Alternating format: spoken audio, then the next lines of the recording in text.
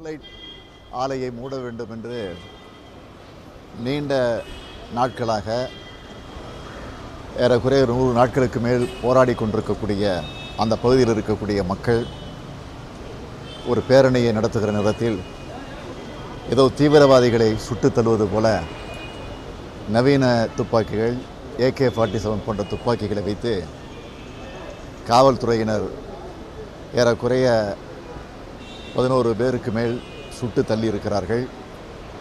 பலர் மருத்துவமனையில் அனுமதிக்கப்பட்டிருக்கிறார்கள். அனுமதிக்கப்பட்டிருக்கக்கூடிய அந்த பலரில் ஒரு சிலர் உயிருக்கு போராடி கொண்டிருக்கக்கூடிய நிலையிலே அவர்கள் இருக்கிறார்கள். ஆக இப்படிப்பட்ட ஒரு காட்டுப்புராண்டித்தனமான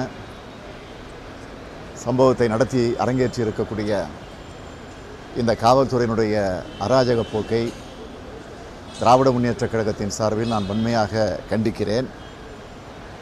ஆக இந்த காவல்துறைக்கு பொறுப்பேற்றிருக்கக்கூடிய டிஜிபி ராஜேந்திரன் அவர்கள் ஏற்கனவே குட்கா ஊழலில் சிக்கி சிபிஐ வழக்கிலே சிக்கியிருக்கக்கூடியவர். எனவே அவர் இன்றைக்கு காவல்துறையினுடைய தலைமை பொறுப்பில் இருக்கக்கூடியவர்.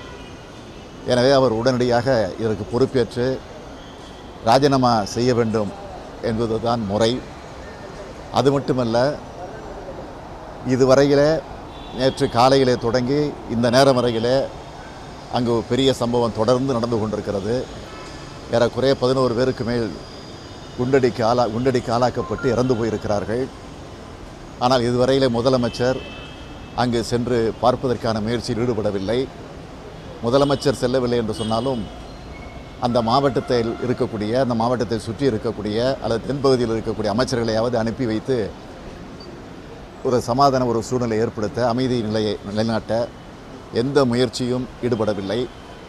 எனவே ஒரு கையாலாகாத ஒரு முதலமைச்சர் இருக்கிறார். எனவே முதலமைச்சரும் உடனடியாக தன்னுடைய தோல்வியை ஒப்புக்கொண்டு அவர் உடனடியாக ராஜினாமா செய்ய வேண்டும் என்பதுதான் சால சிறந்தது என்பது என்னுடைய கருத்து. தவிர்க்க முடியாத காரணத்தினால தான் சுடப்பட்டாங்க. அமைச்சர் ஜெயக்குமார் இது குறித்து அரசு தரப்புல விளக்கம் கேட்டப்ப அவர் தனது ஆட்சியை காப்பாற்றிக்கணும், தன் பதவியை காப்பாற்றிக்கணுங்கிறதுக்காக சொல்லிக் கொண்டிருக்கிறார். அங்கே பலியாக்கப்பட்டிருப்பது உயிர். எந்தவித முன்னறிவிப்பு கிடையாது, எந்த முன்னெச்சரிக்கையும் கிடையாது. ஊர்வலம் நடத்தப்போவது முன்கூட்டியே தெரியும்.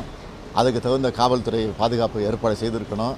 எந்த பாதுகாப்பும் செய்யாமல் ஒரு கையாலாக ஆட்சி நடத்தி கொண்டிருக்கக்கூடியவர்கள் அதைத்தான் உளறி கொண்டிருப்பார்கள். இதுதான் இருக்கக்கூடிய நிலை.